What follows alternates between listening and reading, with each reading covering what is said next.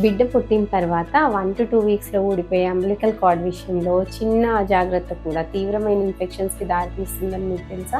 Hi, నేను మీ doctor Sahithi, NICU specialist, KIMS Cuddles Guntur. ఈ వీడియోలో అంబిలికల్ కార్డ్ విషయంలో తీసుకోవాల్సిన జాగ్రత్తల గురించి పూర్తిగా తెలుసుకుందాం. డైపర్స్ అంబిలికల్ కార్డ్ పైకి వచ్చేలాగా అసలు వేయకూడదు, ఎందుకంటే మాయిశ్చర్ ట్రాప్ అయ్యి అది హీల్ అవ్వడానికి డిలే అవుతుంది, అలానే ఇన్ఫెక్షన్స్ రావడానికి రిస్క్ ఉంటుంది.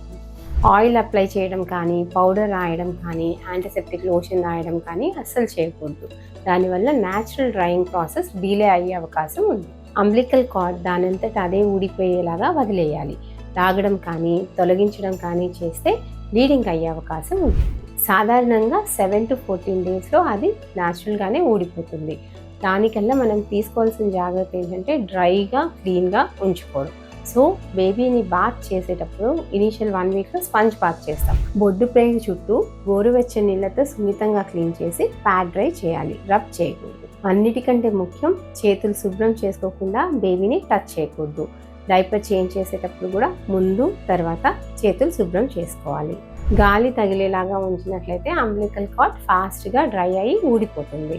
రెడ్నెస్ కానీ, ఏదైనా స్వెల్లింగ్ కానీ, ఏదైనా బ్లీడింగ్ కానీ, ఇన్ఫెక్షన్ లక్షణాలు కానీ కనిపిస్తే వెంటనే డాక్టర్ని సంప్రదించండి. ఈ చిన్ని జాగ్రత్తలు మీ బిడ్డ ఆరోగ్యానికి చాలా ముఖ్యమైనవి. మరొక వీడియోతో మళ్ళీ కలుద్దాం.